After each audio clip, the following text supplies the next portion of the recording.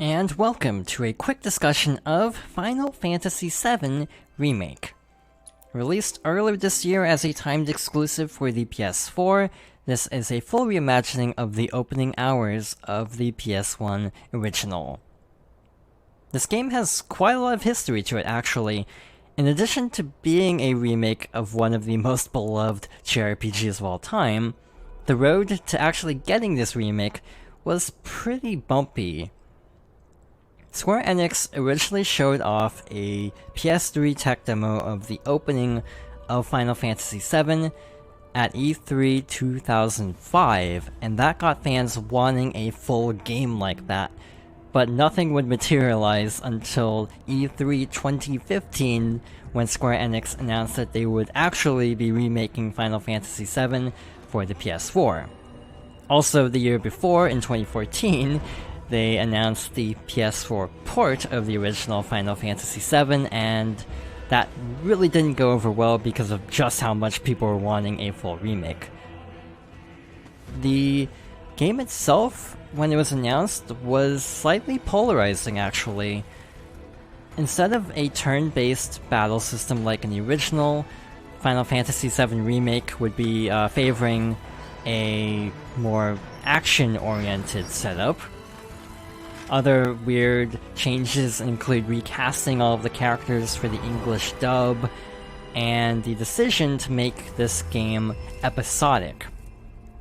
So Final Fantasy VII Remake is only, I would say, about the first 5 to 8 hours of the original game, featuring the opening sections in Midgar. As you can see, this cutscene is actually very different than the original. That entire scene of the city of Midgar is new, and then it kind of moves into the original opening. So that's actually kind of a good indication of how they approach this remake. Being a 30 to 40 hour JRPG that's covering a very small portion of the original, they add a lot of small scenes here and there. They kind of expand certain areas. And in some ways, I like that, and in other ways, I don't really like it. I think the length of this remake, this first part of the remake, might have been a bit much. I think 20 to 25 hours would have been better than like 30 to 40, just because I do feel like some things don't add much to the overall plot. For example, right now, this did not happen in the original game. Does it really add anything to the plot? Not really, and that's kind of a shame, actually. It's kind of why I find this remake cool, but also slightly disappointing, because a lot of the new scenes don't contribute much. But when the game is on point, it's really good. Like, this part of the opening is so close to the original and so faithfully recreated that it's just kind of impressive, like when the music starts to swell up and such. The music is also a really good point of this game, and the presentation as a whole. There are a few rough areas, like the infamous door that's been making the rounds on social media, but in general, the presentation is fantastic. The music is lovingly recreated in a way that faithfully captures the mood of a lot of the original songs. The graphics are also really good for capturing that original atmosphere of the original Final Fantasy VII. The character designs have been updated slightly in ways that make sense, while still feeling in character, in line with the original designs. So from an artistic standpoint, I don't really have too many complaints. Again, there are a few areas with some rough textures that don't quite load in. For the record, I am playing on a base PS4, so maybe it would be better on a PS4 Pro. I also wanted to reiterate that this is a timed exclusive, so if this eventually comes to, say, Steam, or even like PS5 and Series X, I can see it being a lot better. Here we have the introduction to the Avalanche group that Cloud works with, And this is a case where I feel like there were actually meaningful improvements. The 3 members of Avalanche, Biggs, Wedge, and Jesse, don't really get a lot of character development in the original, and I feel like they have a lot more screen time in ways that actually really helps. Here we're moving on to the combat, which is kind of interesting. Again, it's more action-based. I would say it's like a mix between Kingdom Hearts and Xenoblade Chronicles. You can press Y, not Y, square. You can tell I've been playing a lot of Nintendo games.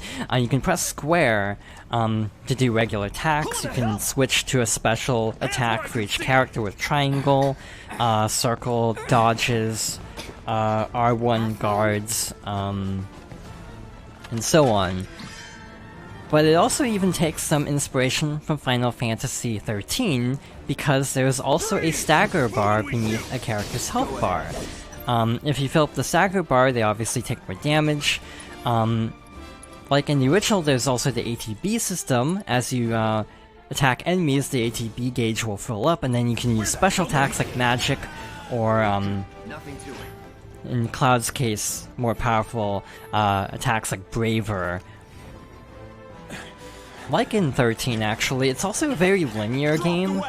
There isn't a lot of divergent pathways, and I feel like it's kind of like 13, where it almost is a problem with the new pacing, actually, because of how long this is. In the original game, it would start opening up after where this remake ends, and I feel like it would have helped to include some of the open world parts in this remake instead of ending where they do, because yeah, this whole time it was known it was gonna end at Midgar, and that always seemed kind of odd to me because of cool things happening right after that point. So as we make our way to the first Mako reactor to blow it up, this area is a lot longer than in the original. This normally takes me about 40 minutes to an hour, instead of the original, which usually takes me about like 20 minutes to get through. Here's an example where we actually get more scenes with the members of Avalanche, and yeah, this is a case where I don't mind the new scenes, because it feels like it helps to make these characters more of actual characters than just sort of generic NPCs, I guess. This is a one-time gig. When it's done, we're done. I feel like Cloud in general is not the most compelling character, so it's hard to judge how he'll end up being in future parts of the remake, but everyone else is really on point. Without going into spoiler territory for this remake or the original, I was really worried about Aerith, actually, because Aerith is such a difficult character to get right, and most later adaptations, specifically the compilation of Final Fantasy, and even a little bit I would say in Kingdom Hearts, they kind of missed the mark with the character of Aerith. And it made me happy that certain scenes where the original Aerith would do something that basically, yeah, like later adaptations, they would not go there with this character. It made me happy that they kept in some of her really good moments that really would not happen later on in the compilation, where they kind of toned down her character in a way. So, yeah, in general, I don't mind the new voice actors. I think they do the best with what they were given. A few lines come off very odd, like they didn't translate well, but for the most part, I think the actors do a good job. They do a good job sounding like their characters should. Cloud in particular doesn't sound that much different than in like Kingdom Hearts personally, but he never really said that much anyway. Yeah, basically my thoughts on the original Final Fantasy VII are, I don't really like Cloud for a good portion of this game. So that didn't really change with the remake, which I guess is a good thing in some ways. Again, that they are being very faithful to the original. And again, everyone else is really on point. Even like Barrett and Tifa are really good. Though I do think Aerith was the most surprising because in a lot of extended media, I feel like the other characters get more screen time and tend to be portrayed more accurately to the original than Aerith specifically. Another thing I wanted to mention is the fact that there's a lot of music in this game. Instead of just having like one battle theme, they actually remix quite a few songs and use them at different points, and most of the remixes are really good. But yeah, like here we're using Cloud's Punisher mode with Triangle, which allows him to counter attacks. We staggered the guard dog so we can do more damage, like so. So it's kind of, yeah, like a weird mix of like Xenoblade, Nothing to it. Kingdom Hearts, and Final Fantasy XIII. There's also a classic mode, but it's not really a true classic mode. The way classic mode works is it defaults the game to easy, by the way, if I'm not mistaken. And regular attacks and guarding, I think it's done automatically, and all you have to do is choose the commands from the command menu, like healing, items, and special moves. And that way, I think of it kind of like Xenoblade because of the art system in that game, and basically the characters would auto-attack, and your main objective is just to manage, yeah, like special moves. So yeah, it's kind of a weird hybrid of a bunch of different games. You know, the original heart of Final Fantasy VII is still very much intact though. We have the materia system, we have AP to level up materia, we have various different types of like weapons and gear, summons. So moving on to some of the less good aspects of this remake, I guess. The combat does have one flaw that really bugs me. Actually, two flaws that really bug me. The enemies tend to rely on staggering too much. For example, certain bosses take very little damage until you stagger them. And then sometimes events will happen where like a mid-battle cutscene will occur, and then the stagger meter will reset, and it's really annoying when that happens, when you spend all this time staggering the enemy and then the meter just resets because of a cutscene. So I do find that kind of frustrating. And another problem I have is it feels a little bit too easy to get knocked out of certain attacks. For example, we have this group of soldiers here. Certain attacks, I don't think we'll see this actually with these early enemies, but certain attacks will like knock you out of charge up animations, like for spells. And I don't really like that. I know Kingdom Hearts has certain abilities. I know one is called Leaf Bracer to kind of mitigate that. And I wish this game had a more consistent method of dealing with trying to heal and not dying in the process, kind of, or trying to use a limit break and not getting hit before the limit break goes off, and things like that.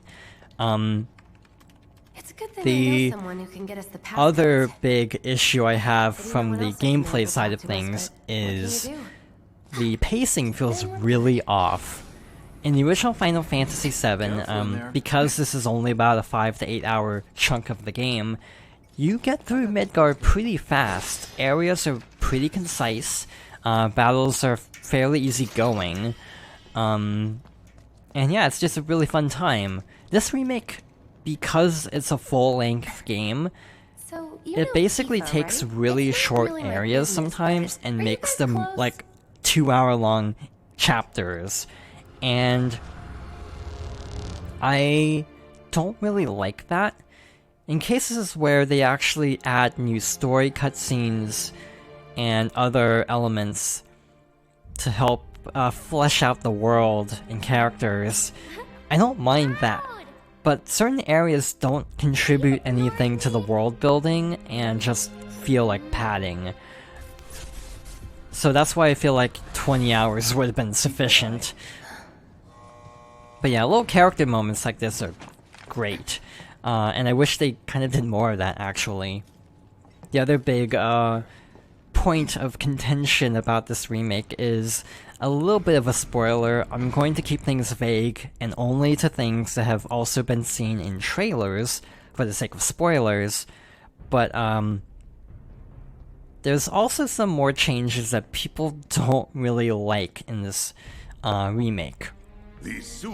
For example, in a couple trailers, Sephiroth shows up. In the original game, Sephiroth doesn't show up that early on, and I do agree with a lot of the criticisms I've seen saying that introducing Sephiroth so early into the remake kind of takes away from his actual appearance later on in the game.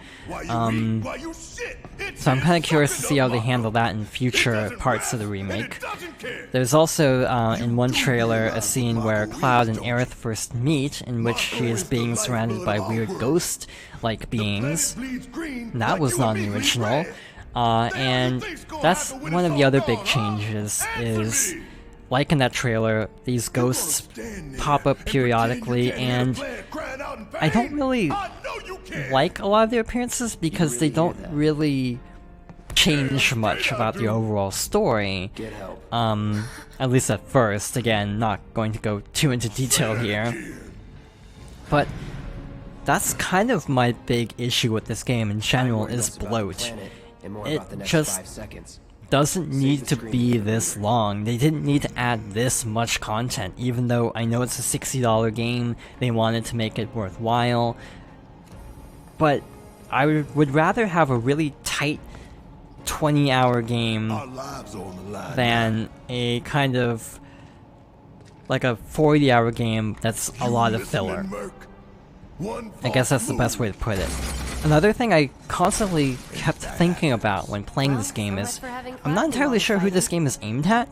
I'm not a hardcore fan of the original Final Fantasy VII, but I like it a lot. So I feel like I was able to strike a bit of a middle ground where I didn't mind a lot of these changes outside of messing up with the pacing, but like I wasn't inherently opposed to slight changes to the narrative. In fact, there's potential to improve on the original storyline. But I kind of feel like the amount of changes in this might really bug longtime fans of this game, and thus I feel like the game struggles to find a good balance between fan service and being really faithful to the original, and also just kind of throwing some level of expectation out of the window with some events not playing out entirely the same as in the original. By the way, there's also on-the-fly character switching, which is really cool, considering that I'm pretty sure 15 did not have that originally. And finally, I feel like to get the most out of this game, unfortunately, you do have to have some knowledge of the game going in.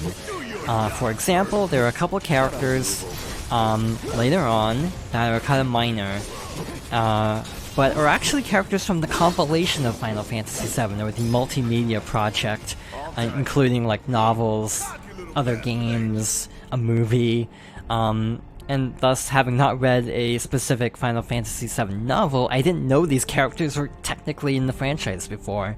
So again, if you are a hardcore fan, you'll be like, oh, I recognize this character, but I was like, is this a new character? I'm not sure. So that's why I feel like this game has a bit of a problem with juggling both trying to please long-term fans while also trying to do things differently in a way that might irk longtime fans. And thus, I feel like you might need some level of knowledge of Final Fantasy VII just to get the most out of this. But with that, I think I've rambled enough on this game. Overall, I would recommend it, even though it's definitely not perfect. I do think the original game still has its own charms. But with that being said, thank you for watching, and I hope you'll join me next time for another discussion.